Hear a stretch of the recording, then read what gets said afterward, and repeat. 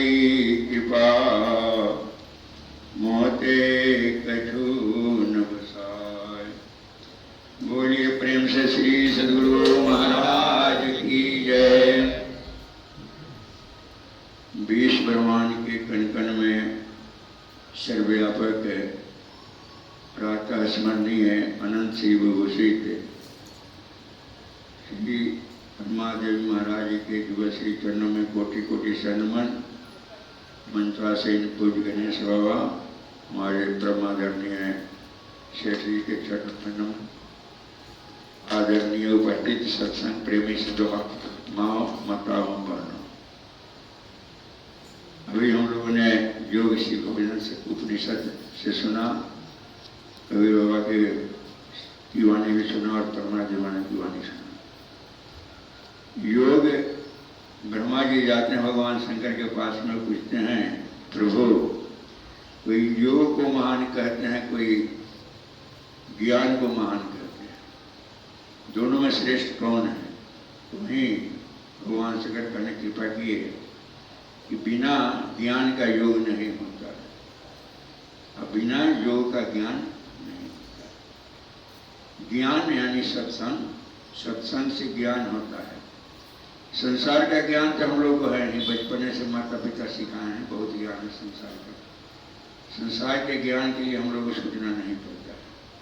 लेकिन एक ज्ञान है जो परमात्मा का ज्ञान है, वह ज्ञान सत्संग से ही होता है। ईश्वर हैं, ईश्वर को लोग देखते नहीं हैं, उनकी सत्ता को देख रहे हैं, उनकी शक्ति को देख रहे हैं। जैसे पंखा चल रहा है, बल्ब जल रहा है, तो बिजली को नहीं देखते हैं, बिजली की शक्ति को देख रहे हैं, बिजली की शक्ति से पंखा संचालित हो रहा है।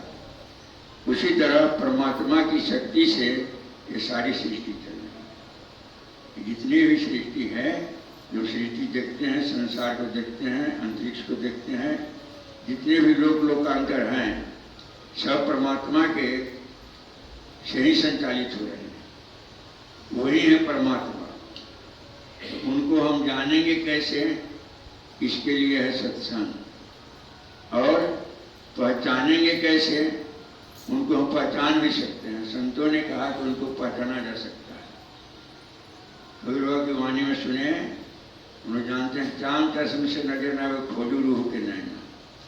उनको पहचानने के लिए इस आँख से नहीं देख सकते हैं। यह आँख मोटी मोटी चीज़ों को देखने के लिए। एक साधारण खून में, ब्लड में बैक्टीरिया होता है, उसको हम लोग खुली आँख से नहीं देखते हैं। डॉक्टर के पास में जाते हैं, डॉक्टर माइक्रोस्कोप से सूक्ष्मदर्शी से देखता है, तब उसको दिखाई पड़ता है।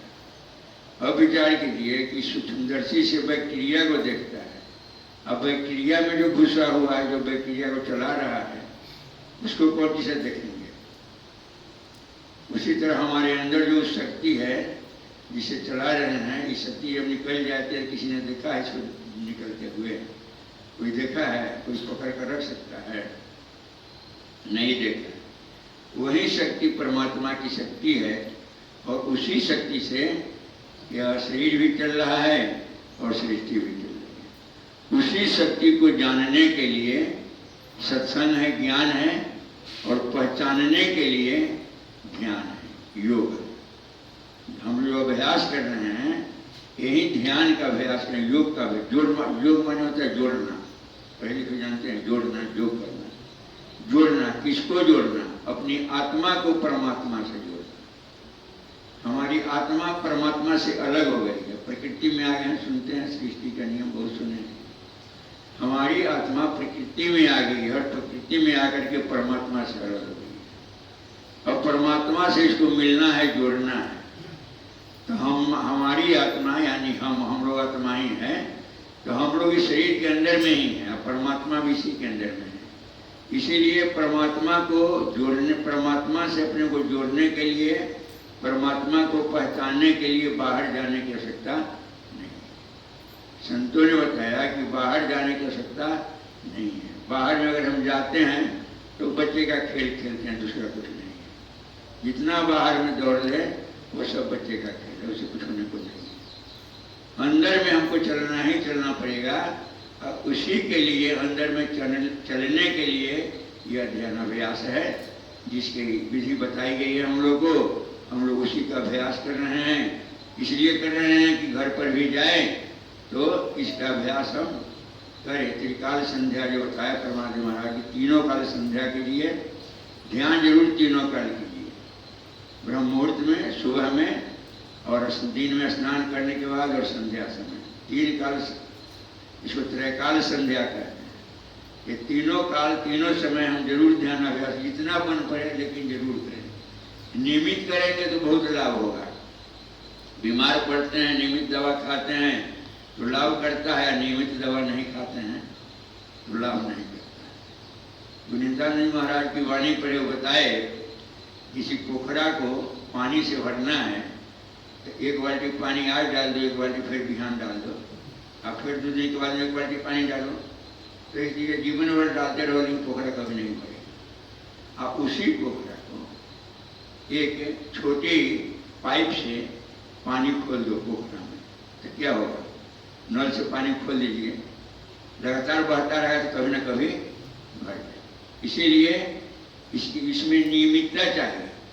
इसीलिए परमात्मा महाराज बताए कि सत्संग नहीं करो, ध्यान नहीं रहिए करो, संलग्न हो, व्यभिचार करो, नशा हिंसा, झूठ तक। इतने का पालन अगर हम करते हैं, जीवन में उतार लेते हैं, तो हमारा जीवन सफल हो जाता है। आगे का रास्ता हमारा साफ हो जाएगा, हमारा आसानी से योग में बढ़ेंगे। बोलिए प्रेम से श्री सद्गुरु महाराज।